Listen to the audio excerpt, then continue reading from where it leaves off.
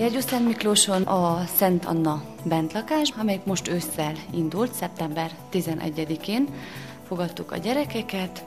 20 gyerekünk van, 10 fiú és 10 lány, középiskolás gyerekek, tehát 14 évtől 20 éves kor közötti gyerekek. Itt a Gyergyószent Miklósi iskolákba járnak, liceumba, szakiskolába.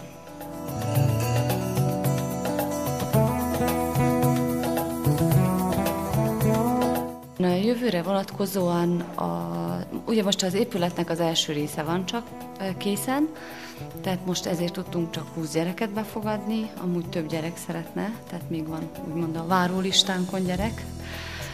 Hogyha meg lesz a hátsó része is, akkor 60 gyerekre van tervezve, tehát 60 gyereket lesz képes befogadni ez az épület. Igen, a nevét azt Jézusnak a nagymamájáról kapta, a Szent Annát, és minden mellett még itt velünk egy irányba van a Szent Anna kápolna, tehát innen jött az ötlet végül is a Szent Anna kápolnától, és hogy a család éve, ez Jézusnak a nagymamájáról.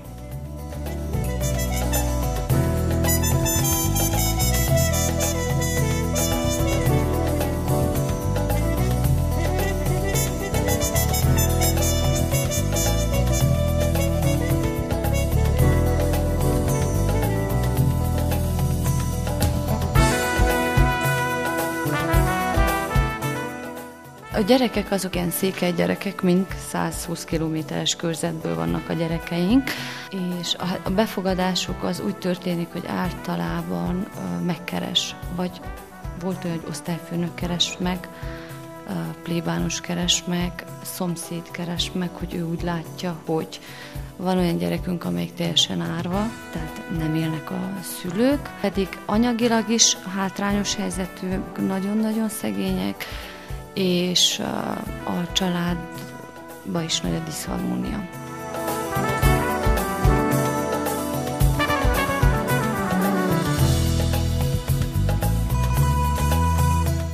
A gyerekek 80%-a úgymond az alapítványnál nevelkedett, tehát a Szárhegyről jöttek fel, ott vannak a kicsik, olyan 20% ami új gyerekünk, de ők is valamilyen szinten az alapítványban a napközis programba voltak benne, tehát úgy kerültek ide hozzánk. A lényeg az, hogy ezek a gyerekek tehát fejezik be a tanulmányaikat, ne hagyják abba az iskolát, így, hogy most 8. után kész, elmegyek valahol dolgozni, mert ugye a későbbiekben megválják. Tehát nekünk az a célunk, hogy a gyerekből, tehát a legjobbat kihozni, fejezze be a tanulmányait, és tényleg, hogy legalább az érettsége legyen meg. Utána van lehetőségük persze továbbtanulásra is, aki ügyes, mert Vásárhelyre, Kolozsvárra egyetemek vannak, tehát ugyanúgy az alapítvány továbbra is segíti, hogy ne kalódjanak el, tehát ez a lényeg. És mikor aztán majd kikerülnek innen is, akkor is az a lényeg, én is sokszor a nagy lányokkal is mondom, hogy ez az a hely, ahová mindig visszajöhetsz. Tehát, hogyha problémád van, ha nehézséged van, ha gondod van, ha szükséged van valamire, ez az ajtó, ahol bekopoghatsz, mert itt biztos, hogy segítséget nyújtanak, vagy segítséget kapsz. Tehát, hogy nekik ez egy olyan biztonság is legyen a továbbiakban is, az életében is legyen egy olyan pont, ahol tudja, hogy itt úgy fogadnak el, amilyen vagyok, ahogy vagyok, úgy szeretnek, és mindig azt próbálják, hogy segítsenek nekem, hogy tudjak én is érvényesülni.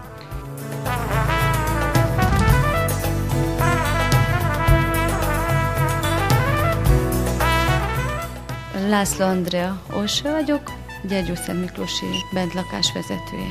Az alapítványnak van egy lovardája, ezelőtt 3 évvel kezdtem én járni oda lovagolni. Ott ismerkedtem meg a mostani férjemmel, László Pállal, akivel most ugye együtt vezetjük ezt a házat. Együtt próbálunk egy ilyen családias légkört teremteni. Én önkénteskedtem Szárhegyen, ugye ott is van egy ilyen bentlakás kisebb gyerekeknek.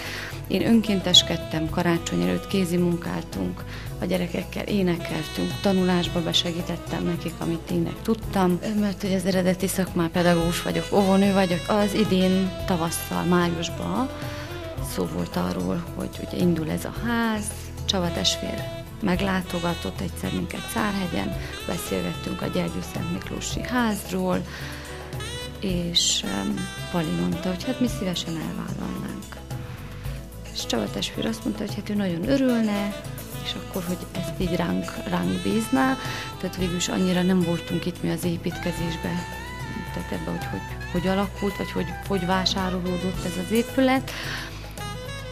És akkor nyáron kezdtük mi is ezt egy kicsit felépíteni, amennyire tudtuk, ugye voltunk Sződligeten, ott kezdődött nekünk az egész, hogy Csaba testvér felhívott, hogy na, Orsikán megyünk.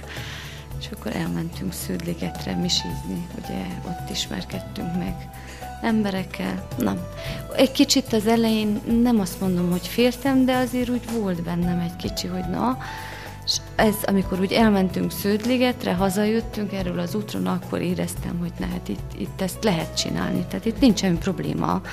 És lesznek emberek is, meg lesz olyan, aki segít is, biztos, sok mindenki, tehát akkor éreztem úgy azelőtt egy kicsit, tehát úgy megmondom őszintén, vaciláltam.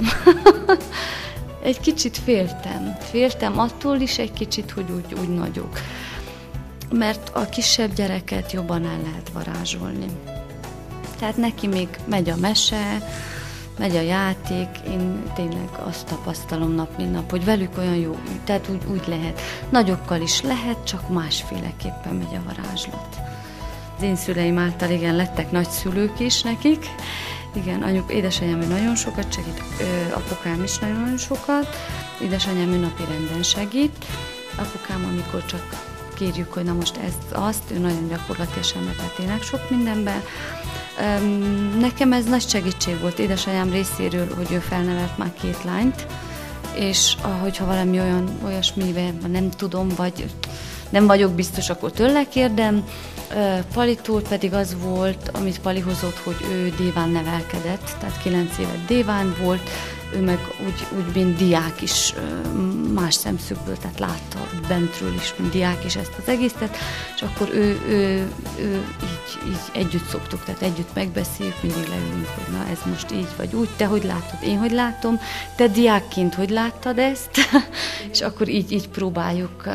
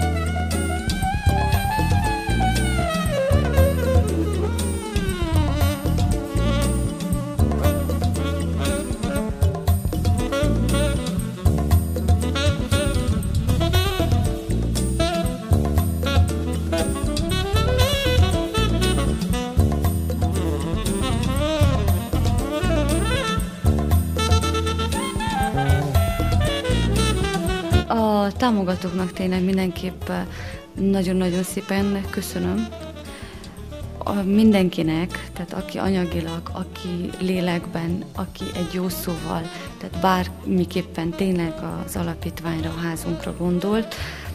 Nagyon-nagyon szépen köszönöm, mert ennélkül nem is működne. Tehát, hogyha nem lennének a támogatóink, akkor nem is tudnánk mi működni.